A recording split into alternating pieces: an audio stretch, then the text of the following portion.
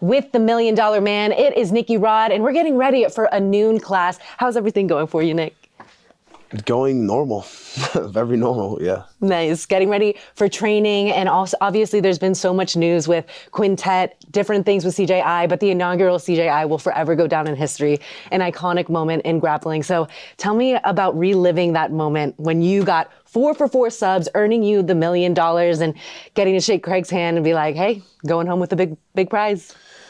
In my opinion, I really love tournament play because you have this awesome build-up and storyline until the finale, which, you know, obviously went pretty well for me. But yeah, I like dealing with the anticipation of competition every single match, and then you know, you accomplish the end goal, and it's a pretty great thing. I think obviously the money was fantastic, but I think the title of the first ever grappler to win $1 million is even more valuable than the $1 million itself.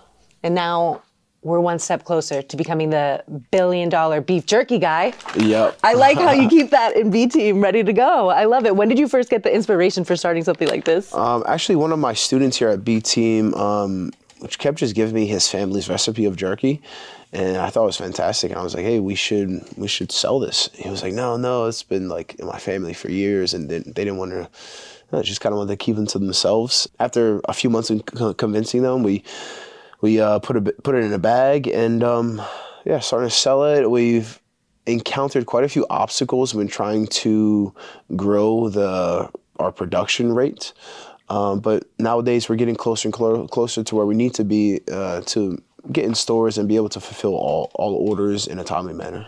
I love it. And I like how you're kind of taking the approach of making it healthier, because some of the beef jerkies that was up didn't have like the healthiest ingredients. So that's like a big part for you. Yeah, absolutely. Because I'm conscious of my health, my fitness, my well-being, and I want to be healthy for as long as possible. So, you know, to create a snack that's easy to travel with, to taste great, doesn't have any artificial flavors or sweeteners, is organic and made in the USA is a plus for me. So yeah, it's something I can have as a reliable, healthy snack anywhere I travel.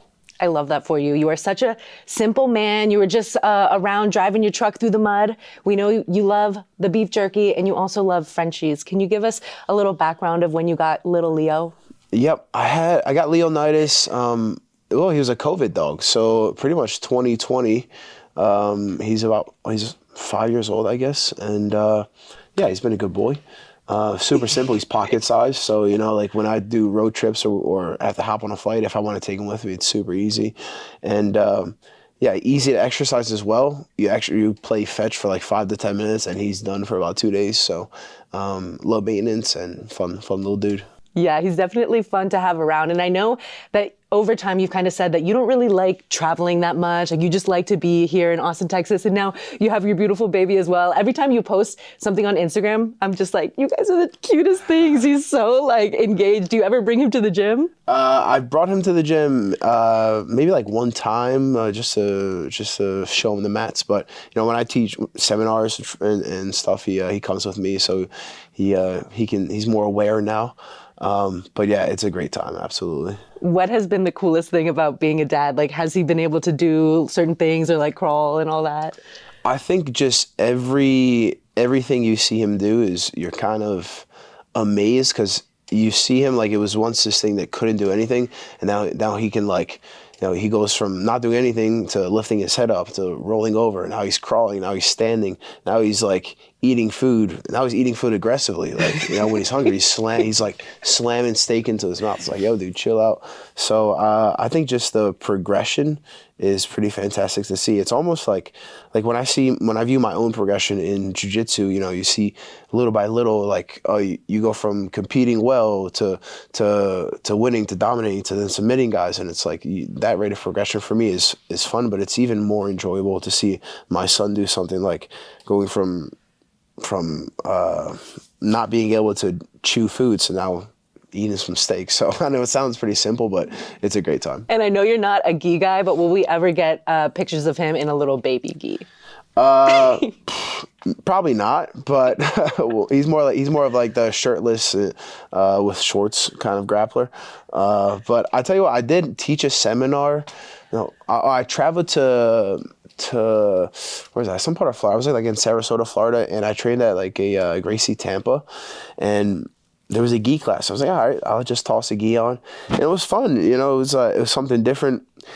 It made me realize how many more opportunities there are for submissions inside the gi.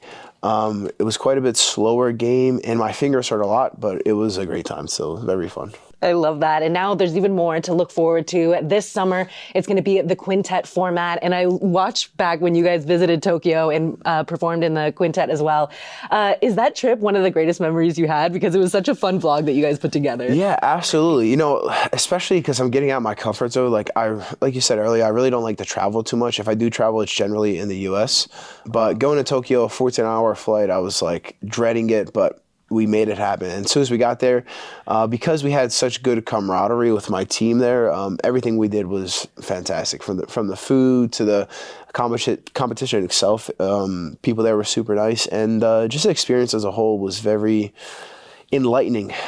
I really enjoyed the food. I know I said this twice already, but the food in Japan was absolutely fantastic. And if I went back there, I'd go back there just to eat some good grub. And then the competition itself was fantastic. A bit disappointed that I didn't get any submissions, but thankfully, Mr. Jones was there to pull us out of the gutter. So, and you guys also learned that Nicky Ryan has some issues with toilets every now and then. Is that the moment you realize that sometimes Nicky can be a little bit silly with things?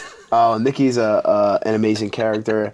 Yeah, he gets splashed by the bidet in Tokyo. That's pretty fantastic. It was great timing too, because we're like doing like an interview in the hallway, and he steps out of his room. He's soaking water. I'm like, dude, what happened? So pretty fantastic. Yeah. Also, didn't know that bidets are so popular in Japan. I think why are we smearing with paper in the U.S.? It's not. We should upgrade, right? 100%. And while we're on the topic of Nicky, he's not going to be in CJI 2. He has some knee issues going on. So the whole lineup, we got Ethan Krellinson at 66 kilograms, 77 kilograms, Joseph Chen, Chris Wojcik at 88, yourself at 99. And then now the wild card officially announced Victor Hugo. So can you give me a quick just your thoughts on the team as a whole, and then we'll kind of break them down each. Well, I think when it comes to teams, you're only as good as your weakest link. And man, it's hard to find a weak link when it comes to the B team. So we're pretty solid. Let's look at defense. Like most of our guys, all of our guys are going to be super difficult to submit in competition. And then we have a lot of guys that go for the mission consistently.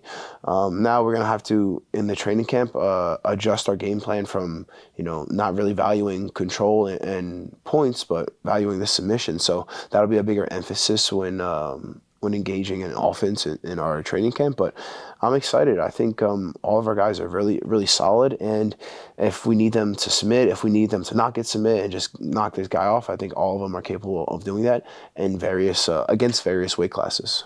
And Chris Wojcik is getting ready to teach the noon class. What is it about his game that you think will be specifically helpful for your guys' team? I know his leg locks are really starting to make waves, but is there anything else in particular? So I think just not many people know how good Chris is. I think that's like one of the best things about him. He's also very misleading because he wears glasses. He's a nice looking guy, but he doesn't look like a freak athlete. And he is very athletic, very intelligent, great gas tank, and he knows how to compete well. He also has the ability to break guys fast. We've seen it done before in competition where if you don't tap before there's tension, that leg is going to break. So, like a baseball bat. Like a baseball bat. So he's strong when he needs to be. He's very consistent in training and in competition, and he is not even just a submitter. He's a breaker. So that's scary to opponents. And we didn't get to see Ethan Krellinson in the last event, but how important is he going to be for you guys? Yeah, Ethan is a fantastic athlete.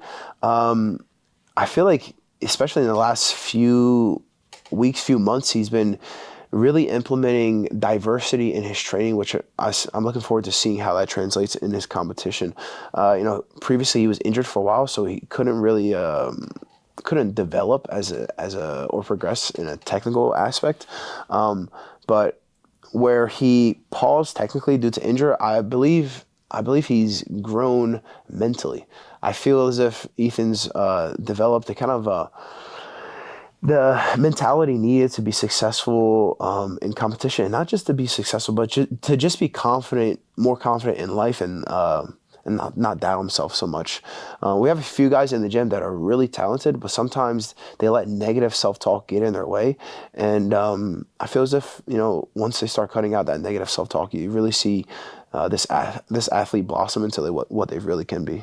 And obviously the background with you and Victor Hugo now going to be on the same team and also sharing the training room. So how helpful is that going to be for you being able to work with someone that is also a heavyweight? Yeah, obviously Mr. Hugo, very talented. And yeah, I'm all about progress, and let's have the best team possible. And if that means bringing in a guy like Victor Hugo, like, let's do it. We can help each other get better, and I'm all for it. Like I said, my main goal in the sport, obviously, like, titles and stuff are great, but I just want to see how good I can really get. I want to get absolutely as good as possible, and I'm far from what I will be, but I'm still pretty damn good right now. You are very, very good. You're the $1 million man. And you were the reason that it was such a show at CJI, getting the submissions and what people want to see. Do you think that CJI 2 is going to even blow the doors off of what the inaugural CJI 1 was? I'd say it's hard to do, but I'm confident that it will be a much bigger event, much bigger show. I think Craig has gotten an understanding from his first event, so he's going to know, like, exactly how to push the limits. And then something about the team aspect is so intriguing to other people. It's still $1 million prize. Granted, it's not $1 million per person, but it's still an absolutely fantastic grand prize to the winning team. But the biggest sports in the world, with the exception of mixed martial arts and boxing, are team events. So I think if you bring in some kind of 5-on-5 event, as this next CGI will do, I think it's gonna increase the viewership massively. We could even potentially double the amount of viewers because it's so intriguing to people. It's like, it's your team versus my team. It's almost like you're bringing a family aspect into it, where, I think that uniqueness of it, team versus team, is definitely going to benefit it. So any early thoughts on those Misfits teams? Yeah, I think the Misfit team is going to be pretty talented, but I'm just going to stick with the same answer. I just really focus on myself, focus on my team, and make sure we are going to be peaking when it comes to go time. And what is your walk around weight? And now you're going to be competing in under 99. How is that process going to work for you? Yeah, I walk around at like 225 to 230, depending on how much ice cream I eat. Yeah, I don't know. What's under 99? What's that weight like? I haven't even figured it out. You want to do some math for me? Converting That's kilograms. 218 pounds. Oh, 218? Yeah. I mean, I can make that, no problem. I can make that in 6 hours if I needed to. I'm probably 226, 227 right now. So, I mean, 10 pounds for a big boy is like, I'll just skip a meal. I'll be all right. Yeah. And if you had any favorite memory from CJI, what moment stands out to you as your favorite memory? Favorite memory? Well, I think there's a lot of moments that were pretty fantastic, but just the completion of the task that I've been working towards for months. Like submitting the final guy, and then you're like, all right, I can show some emotion. I can celebrate because it's actually over. I've actually completed the task at hand. That was fantastic. The big release, like, I don't know what heroin's like, but I'd assume it's very similar to that feeling of euphoria, but it lasted quite a bit longer. And no come down? Like, you were probably just happy that you had won the face after? Or? Happy for quite a long time. Nice. Yeah. But at the same time, you can't settle too much. Like, if you bask in that too long, you kind of stay stagnant, stay stuck. So, I give it a day or two to really enjoy my accomplishment, and then we focus on what's next. In addition to that, just seeing a first $1 million check that I've ever touched and held, I mean, that was pretty fantastic. So let's get a few more of those. We love it. And CJI2, you can sign up on the CJI2.com for the early release of tickets. I know that you have to get to training, but is there anything coming up in the future? I know you have a few seminars lined up. Yeah, I have a seminar September 6th in Miami. So if you guys are in the Florida area, click the link in my bio to reserve your spot. And I'll see you guys in September. That is the $1 Million Man. We're going to let him get to some training.